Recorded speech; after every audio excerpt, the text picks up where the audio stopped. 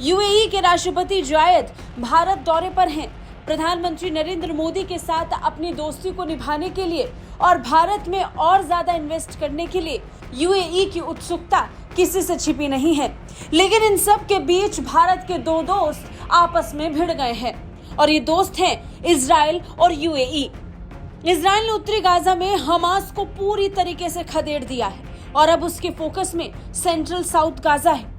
और इन सब के बीच इजरायली प्रधानमंत्री बेंजामिन नेतन्याहू और यूएई के राष्ट्रपति मोहम्मद बिन जायद अल नहयान के बीच बहस हो गई। एक्सियोस की खबरों की माने तो यूएई के राष्ट्रपति और इजरायली प्रधानमंत्री के बीच में एक बैठक हुई थी और इसी बैठक के दौरान इजरायली पीएम ने यूएई के राष्ट्रपति जायद ने फिलिस्तीनी मजदूरों को आर्थिक मदद देने की मांग की थी, जिन्हें 7 अक्टूबर को हमास हमले के बाद इजरायली सीमा से बाहर खदेड़ दिया गया। और फिर क्या था, नेतन्याहू की इसी मांग पर अल नहयान गुस्सा हो गए। उन्होंने व्यंग्यात्मक ढंग से जवाब देते हुए कहा कि पैसे लेने हैं तो यूक्रेन के राष्ट्रपति जेलेंस्की से मांगो। उन्होंने सुझाव दिया कि जेलेंस्की रूस के साथ युद्ध के कारण यूक्रेन को मिलने वाली विदेशी सहायता से मजदूरों की मदद के लिए पैसा दे सकते हैं।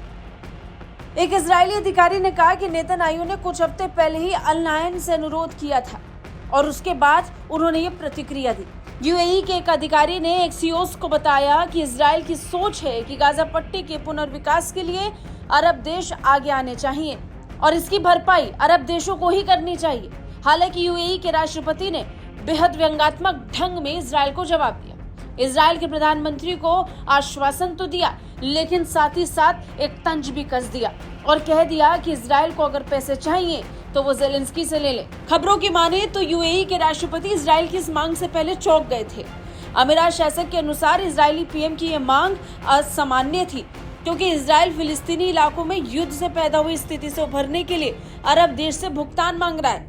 दरअसल इजराइल चाहता है कि संयुक्त अरब अमीरात, सऊदी अरब और बाकी अरब देश युद्ध के बाद गाजा के पुनर्निर्माण में मदद करें। शेख मोहम्मद बिन जायद अल नहयान ने इजरायली पीएम की मांग को ही खारिज कर दिया।